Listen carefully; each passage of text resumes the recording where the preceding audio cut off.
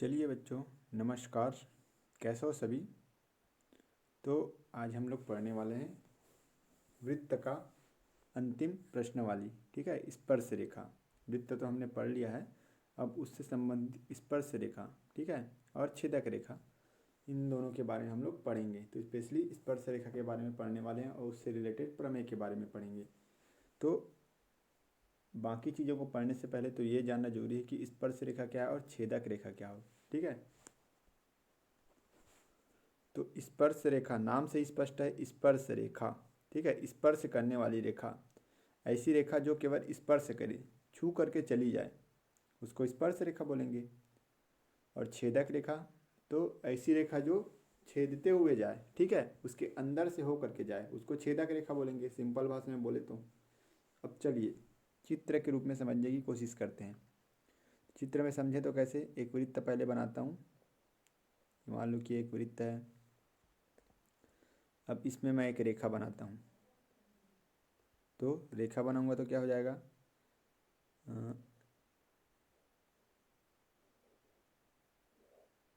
एक मिनट, ये एक रेखा हो गया, रेखा खंड हो गया या रेखा बोलो। और ये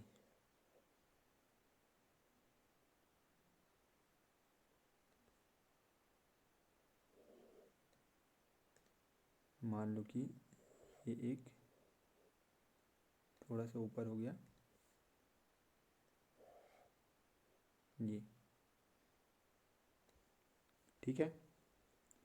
तो ये दो रेखा हो गई, एक रेखा ये एम बिंदु पर इसको प्रतिच्छेद कर रहा है, मान लो कि रेखा एल, और रेखा ओ ए और बी पर प्रतिच्छेद कर रहे हैं, ठीक है, वृत्त को। तो यहाँ स्पर्श रेखा कौन सी होगी और छेदक रेखा कौन सी होगी? तो आप लोग देख सकते हैं स्पष्ट रूप से कि वृत्त के एक बिंदु को छूते हुए जो रेखा एल है, कौन से बिंदु पर, रेखा एल जो है वो वृत्त को स्पर्श कर रही है, तो एम बिंदु पर, ठीक है, एम पर स्पर्श कर रहा है। एम एक ही बिंदु पर स्पर्श कर रहा है। यहाँ पे भले आपको लग रहा हो कि ऐसे लंबा बहुत दूर तक छू रहा करके, लेकिन अगर इसको हम लोग जूम करके देखेंगे तो ये एक ही बिंदु पर क्या कर रहा है, स्पर्श कर रहा है। ठीक है, तो रेखा एल क्या हो गई, स्पर्श रेखा। ठीक है, छेदक रेखा, तो ये रेखा ओ जो है, ठीक है, वो जो हमारे जो वृत्त है उसको कहाँ कहाँ पर प्रतिच्छेद कर रहा है, दो बिंदु को छेदते हुए, जो वृत्त को अंदर से छेदते हुए जा रहा है। ठीक है, तो छेद करते हुए जा रहा है, कहाँ कहाँ पर छेद कर रहा है, ए और बी पर छेद कर रहा है, मतलब प्रतिच्छेद कर रहा है। तो ये क्या हो गया, छेदक रेखा। तो ये जो है स्पर्श करते हुए जा रही है, इसलिए ये क्या है, स्पर्श रेखा है। और ये क्या है हमारा, छेदक रेखा। तो इसका अगर परिभाषा बोलूँ तो क्या बोल सकता हूँ, ऐसी रेखा जो वृत्त को किसी एक बिंदु पर स्पर्श करते हुए जाती है, स्पर्श करती है, उसको क्या बोलेंगे, स्पर्श रेखा। और छेदक रेखा किसको बोलेंगे, ऐसी रेखा जो वृत्त को किन्हीं दो बिंदुओं पर प्रतिच्छेद करती है, उसे क्या कहेंगे, छेदक रेखा कहेंगे।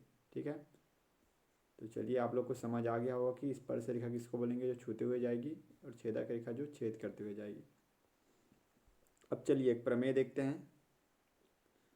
प्रमेय बस आप लोग को याद रखना है, इसको समझना है बस। ठीक है, तो प्रमेय क्या बोल रहा है, वृत्त की स्पर्श रेखा पर स्पर्श बिंदु से जाने वाली त्रिज्या क्या होती है, लंब। तो इसको समझाने के लिए मैं एक चित्र बनाता हूँ। ठीक है, ये वृत्त हो गया,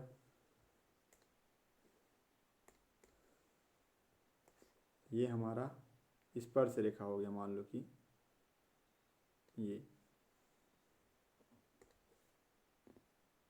ये हमारा केंद्र हो गया, ये हमारा स्पर्श बिंदु हो गया।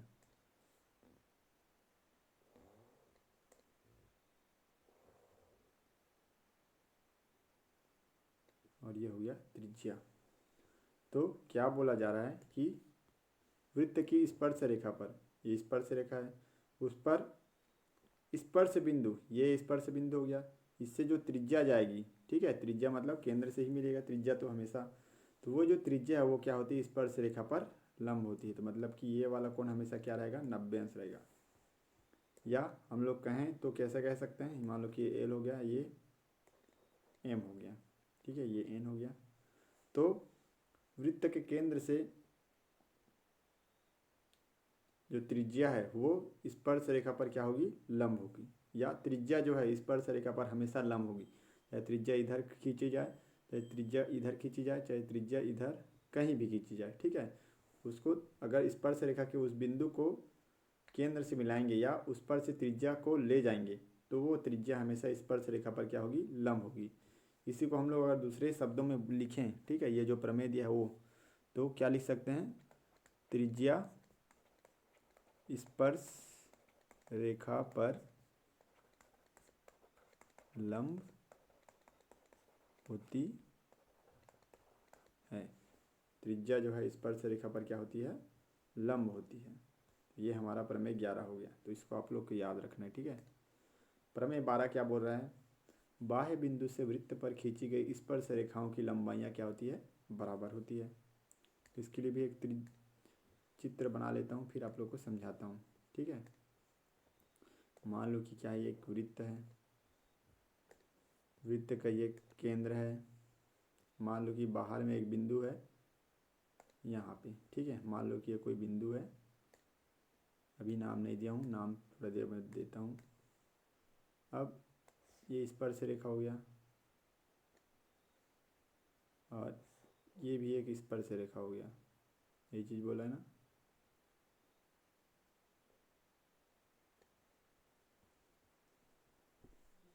तो क्या बोला है, बाह्य बिंदु से वृत्त पर खींची गई स्पर्श रेखाओं की लंबाइयाँ बराबर होती हैं।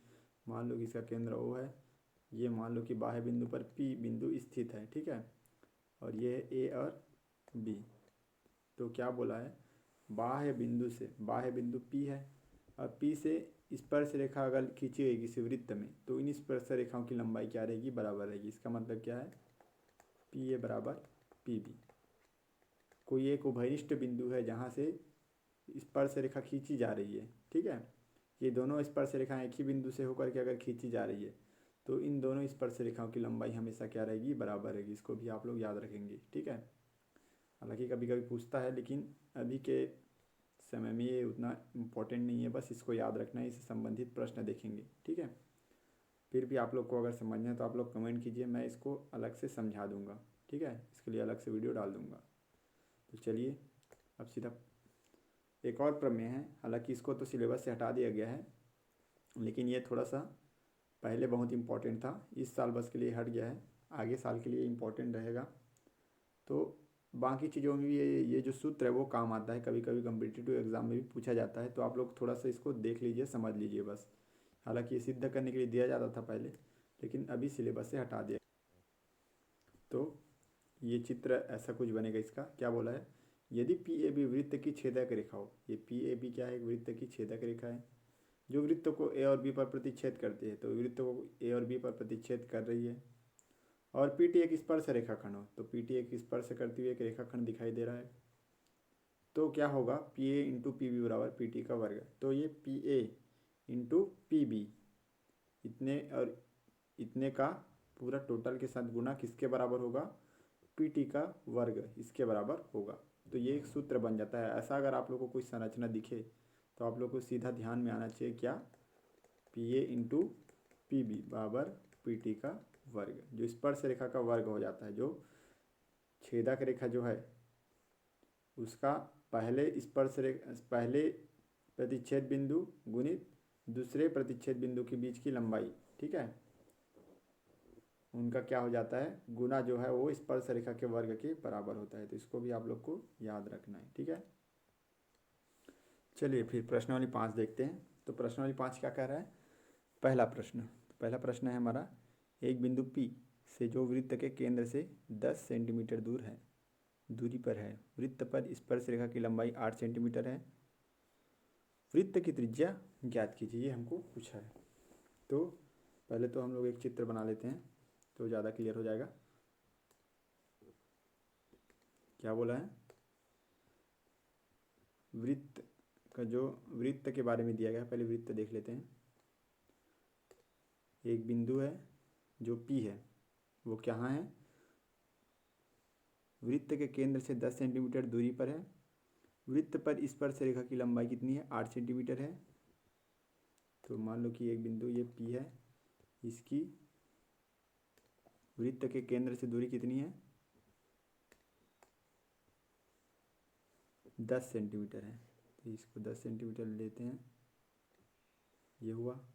और स्पर्श रेखा की लंबाई कितनी है? 8 सेंटीमीटर है, ये हो गया। ये है हमारा 10 सेंटीमीटर और ये है हमारा 8 सेंटीमीटर, ये ना। ये मान लो कि O है और मान लो कि ये स्पर्श रेखा कहाँ पर प्रतिच्छेद कर रही है या स्पर्श कर रही है? OP, आप मान लो कि Q पर। तो अगर मैं O को Q से मिला दूँ, स्पर्श रेखा को या स्पर्श बिंदु को केंद्र से मिला दूँ, तो ये एक त्रिज्या हो गई ना त्रिज्या। त्रिज्या मान लो कि त्रिज्या R है, मान लो कि ये त्रिज्या क्या है? R है। तो यहाँ R लिख देता हूँ। और हमने अभी अभी पढ़ा है, जो त्रिज्या जो है वो स्पर्श रेखा पर क्या होती है? लंब होती है। मतलब ये जो यहाँ पर जो कोण बनेगा वो क्या बनेगा? 90 अंश का बनेगा। तो हल दिया है, क्या क्या चीज़ दिया है पहले देख लेते हैं। चित्र के अनुसार आप सीधा कर लेते हैं। तो चित्र बना लेंगे तो क्या हो जाएगा? PO बराबर 10 सेंटीमीटर दिया है, PQ बराबर 8 सेंटीमीटर दिया है। अब जो OQ है वो लंब है, ये OQ है लंब है किसके ऊपर? PQ के ऊपर। क्यों है? क्योंकि त्रिज्या जो है वो स्पर्श रेखा पर लंब होती है, ये हम जानते हैं। और अगर ये समकोण त्रिभुज है तो त्रिभुज PQO में पाइथागोरस प्रमेय से, पाइथागोरस प्रमेय लगाइए, क्या हो जाएगा? PO का वर्ग बराबर PQ का वर्ग धन OQ का वर्ग हो जाएगा। तो क्या हो जाएगा? PO कितना है हमारा? 10 है, 10 का वर्ग बराबर PQ कितना है? 8 का वर्ग, और OQ कितना है? R का वर्ग है। R माने ना भी, तो 10 दाम 100, 80 64 धन R²। 100 और 64 इधर जाएगा तो माइनस हो जाएगा, तो यहाँ R² आ जाएगा। 36 बराबर R², या R बराबर वर्गमूल 36। तो R बराबर क्या आ जाएगा? 6 सेंटीमीटर। और यही हमारी क्या है? त्रिज्या है। त्रिज्या की लंबाई पूछा था क्या? तो त्रिज्या कितनी आ जाएगी? 6 सेंटीमीटर। ठीक है, तो इस नोट कर लीजिए। चलिए अगला प्रश्न देखते हैं। प्रश्न क्रमांक 2 क्या बोला है? दी गई आकृति 103, ठीक है, आकृति नंबर 103 में क्या है? कोण POQ बराबर 100 अंश। तो कोण POQ ये टोटल अंश कितना दिया है? 100 दिया है। ये टोटल कितना दे दिया हमारा? 100 अंश।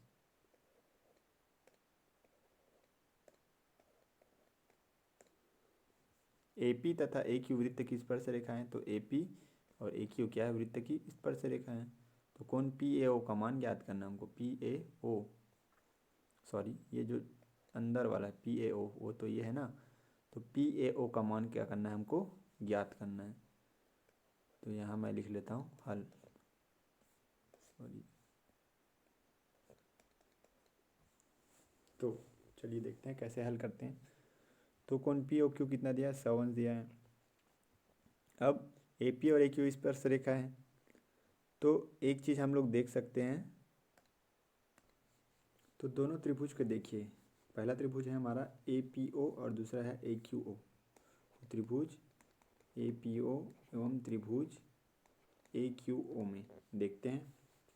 तो चूंकि ये दोनों स्पर्श रेखा हैं, तो हम अभी अभी अभी अभी एक प्रमेय पढ़ें कि एक ही बिंदु से खींची गई स्पर्श रेखाएं आपस में क्या होती है? उनकी लंबाई बराबर होती है। तो तो ए पी बराबर ए क्यू।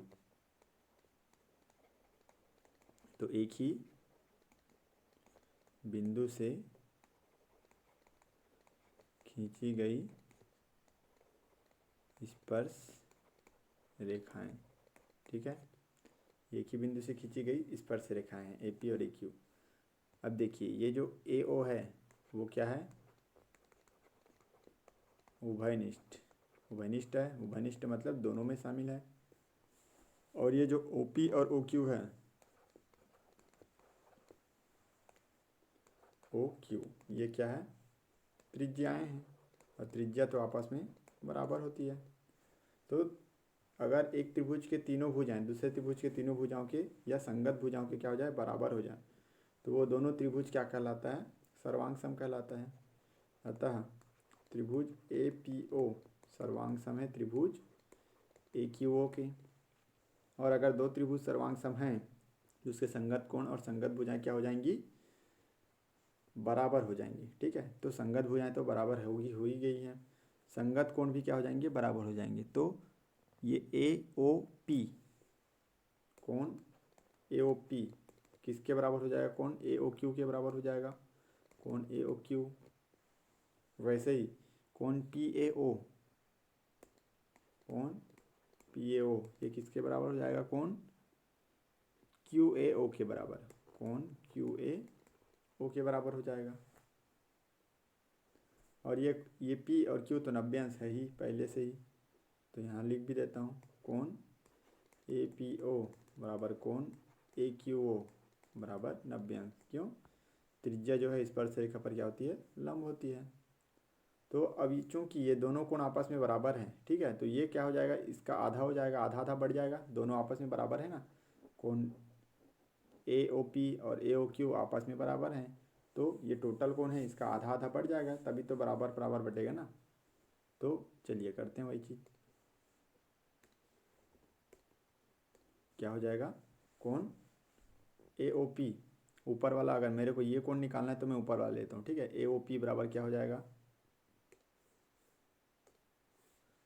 कोण ए ओ पी बराबर कोण A O Q, sorry P O Q, P O Q, इसका बटा क्या हो जाएगा, 2 हो जाएगा। और कोण पी ओ क्यू इतना है, 100 अंश है, तो 100/2। तो क्या आ जाएगा, कोण ए ओ पी बराबर 50 अंश आ जाएगा। तो मेरा ये वाला कोण निकल गया, ये कितना आ गया, ऊपर वाला 50 अंश, और ये कितना है, 90 अंश है पहले से। ये कोण निकालना है, तो त्रिभुज के तीनों कोणों का योग क्या होता है, 180 अंश होता है। तो मैं लिख लूँगा कोण ए ओ पी में, या त्रिभुज ए ओ पी में क्या हो जाएगा, कोण A O P plus A P O plus P A O बराबर क्या हो जाएगा, 180 अंश। वही चीज़ दिखाऊँ, ए ओ पी, ए पी ओ और पी ए ओ, इतना चीज़ लिखाऊँ। हमको किसका किसका मान पता है, ए ओ पी अभी अभी निकला 50 अंश, ए पी ओ 90 अंश, कोण पी ए ओ का मान हमको क्या करना है, निकालना है। तो उसको ज्यों का त्यों रख देते हैं, यहाँ लिख देता हूँ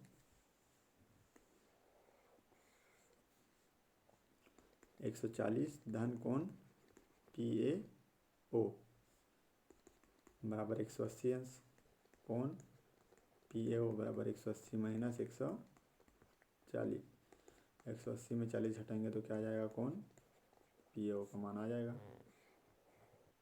ठीक है। तो इस तरीके से ये प्रश्न बनने वाला है, उसको नोट कर लीजिए।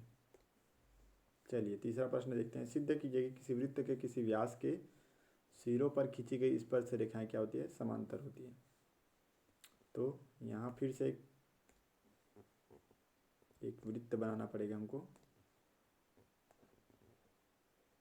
वृत्त का ये वृत्त हो गया, इसका केंद्र मान लो कि ये हो गया। तो किसी वृत्त के किसी व्यास, अब एक व्यास बना लेते हैं,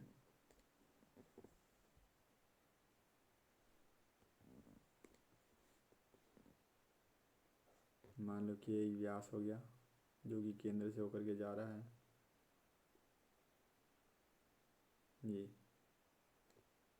ठीक है। उसके सिरों पर खींची गई स्पर्श रेखाएं क्या होती है, समांतर होती है। तो इसके सिरा ये है, तो सिरा ये मान लो कि ऐसा खींच लेते हैं,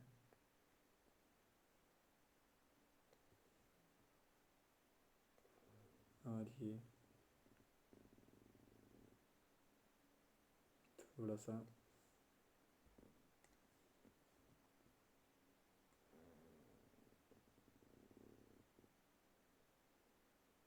ये, ठीक है। तो सिद्ध कीजिए कि किसी वृत्त के किसी व्यास के सिरों पर खींची गई स्पर्श रेखा क्या होती है, समांतर होती है। तो व्यास हो गया, इसके सिरों पर जो स्पर्श रेखा खींचा गया है, ठीक है। अब व्यास का दोनों बिंदु तो एक ही सीध में होंगे, ठीक है, और उसी बिंदु से होकर के स्पर्श रेखा खींचा गया है। तो ये सिद्ध करना है कि हमको ये जो दो स्पर्श रेखाएं बनी है, रेखा एल और ये मान लो कि एम है और ये ओ है, मान लो कि इसकी स्पर्श बिंदु ए और बी हैं। तो यहाँ पहले तो लिख लेना है, माना व्यास ए ओ बी है, जिसके सिरे ए व बी हैं, जिससे होकर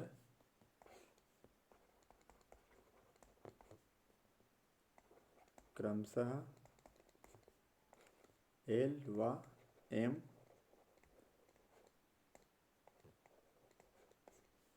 स्पर्श रेखाएं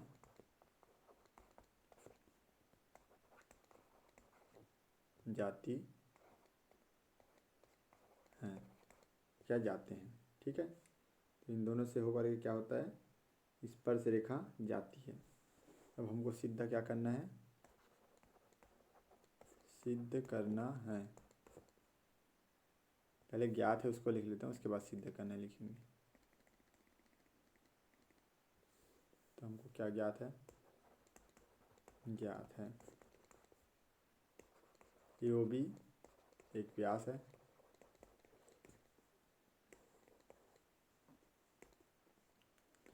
एल और एम क्या है,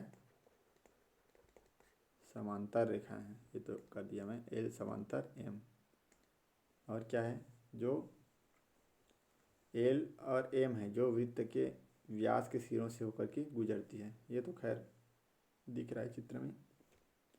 अब सिद्ध करना है,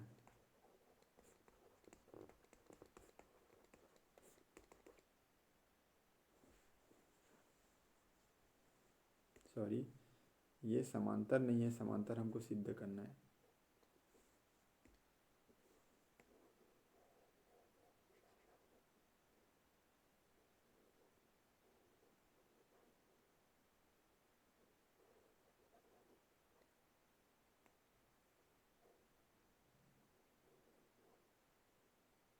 जी, ए ओ भी एक वृत्त का व्यास है और एल और एम क्या है, स्पर्श रेखा है। ये लिखना था मेरे को, एल व एम स्पर्श रेखा है या स्पर्श रेखाएं हैं।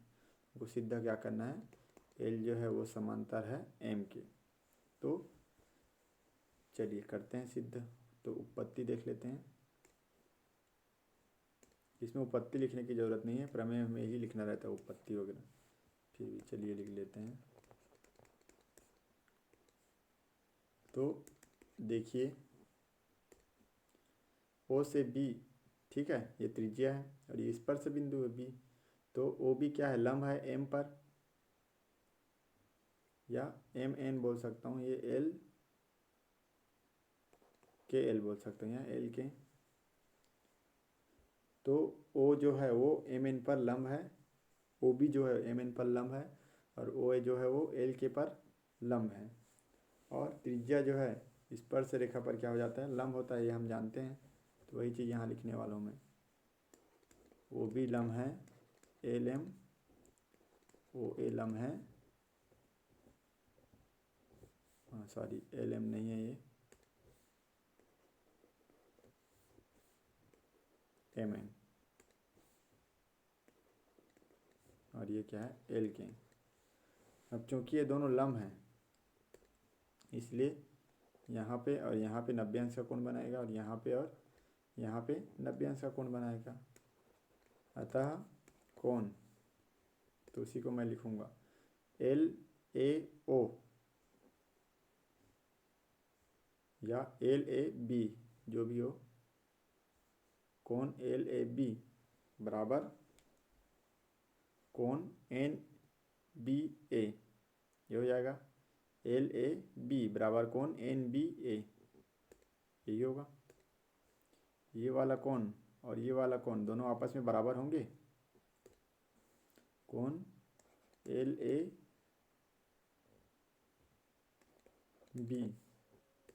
लिखूंगा ना, कोण LAB बराबर कोण NBA, कोण NBA ये क्या है 90 अंश है। सिमिलरली क्या हो जाएगा, इधर भी हो जाएगा कोण KAB बराबर कोण MBL, KAB बराबर कोण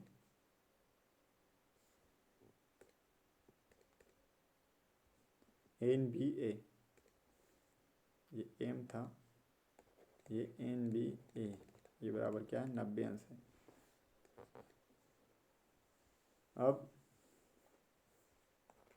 चित्र से स्पष्ट है, क्या स्पष्ट है, ये दोनों एकांतर कोण बनाती हुई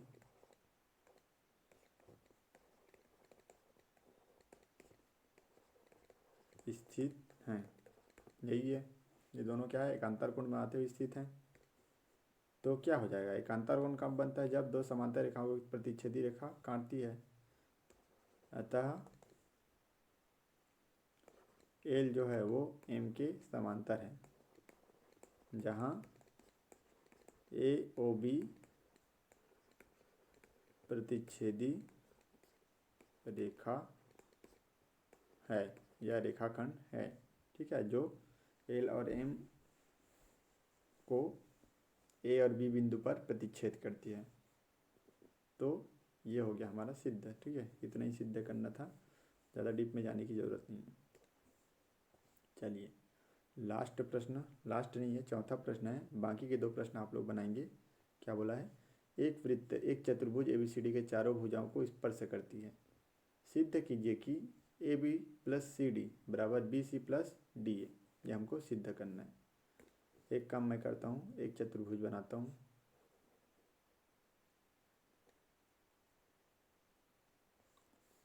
नहीं पहले वृत्त बना लेते हैं फिर चतुर्भुज बनाते हैं। तो चलिए कुछ ऐसा बनेगा इसका चित्र, ठीक है। क्या है, एक वृत्त है, मान लो कि इसका केंद्र O है। तो ABCD क्या है, एक चतुर्भुज है, इसके चारों भुजाओं को एक वृत्त क्या कर रही है, स्पर्श कर रही। स्पर्श करी मतलब कि ये चारों भुजाएं क्या हो गई, इसकी स्पर्श रेखाएं हो गई, ठीक है। अब हमने एक प्रमेय पढ़ा था कि किसी एक बिंदु से वृत्त पर खींची गई दो स्पर्श रेखाओं की लंबाइयाँ क्या होती है, समान होती है। तो यहाँ तो चार अलग अलग बिंदु हैं, चारों से दो दो स्पर्श रेखाएं निकलती हुई दिखाई दे रही, ठीक है, दिख रहा है ना। जैसे कि A है, A से चलिए इसको पहले नाम दे देते हैं ABCD, फिर EFGH। तो AE और AH एक स्पर्श रेखा हो गया, वैसे BE और BF दूसरा स्पर्श रेखा, CG और CF तीसरा, और DG और DH क्या है, चौथा स्पर्श रेखा हो गया। तो सभी का जो स्पर्श बिंदु EFGH है क्रमशः, ठीक है। तो उसी को हम लोग पहले लिख लेते हैं, उस प्रमेय के आधार पे क्या होगा। तो पहले तो प्रमेय को मैं लिख देता हूँ थोड़ा सा शॉर्ट में, कि एक ही बिंदु से वृत्त पर खींची गई स्पर्श रेखाओं की लंबाई समान होती है। समान होती है मतलब कि अब बारी बारी से करते हैं। ए ई किसके बराबर हो जाएगा, ए एच के बराबर होगा। तो ए ई बराबर ए एच, यहाँ आता लिख देते हैं, अतः ए ई बराबर ए एच। वैसे ही बी ई बराबर बी एफ लिख देता हूँ, बी ई बराबर बी एफ। वैसे ही सी जी बराबर सी एफ, सी जी बराबर सी एफ। वैसे ही डी जी बराबर डी एच, डी जी बराबर डी एच। ये समीकरण 4 समीकरण हो गया। ये चारों समीकरण का उपयोग हम लोग इसमें करेंगे। अब ले लेते हैं हम लोग लेफ्ट हैंड साइड लेते हैं और राइट हैंड साइड हम लोग क्या करेंगे, लाएंगे। तो लेफ्ट हैंड साइड क्या है हमारा, A B plus C D. चलिए तो वही चीज़ लिखते हैं, left hand side A B plus C D. ठीक है, ये हमारा बराबर है। अब मैं ए बी को क्या लिख सकता हूँ, यहाँ देखिए ए बी को क्या लिख सकता हूँ, ए ई प्लस बी ई लिख सकता हूँ। तो ए बी को मैं लिख देता हूँ ए ई प्लस बी ई। वैसे ही सी डी को मैं क्या लिख सकता हूँ, तो C D C G plus D G लिख सकता हूँ, C D plus D G. अब इसको मैं आगे पीछे करूँ, पहले तो इसमें मान रख लेते हैं। ए ई किसके बराबर है, तो ए ई मेरा बराबर है ए एच के। तो यहाँ रख दूंगा ए ई के जगह में ए एच। और बी ई, तो बी ई किसके बराबर है, बी एफ के बराबर है। तो यहाँ रख दो बी एफ। वैसे ही यहाँ सी डी, सी जी है ये, सी डी नहीं है।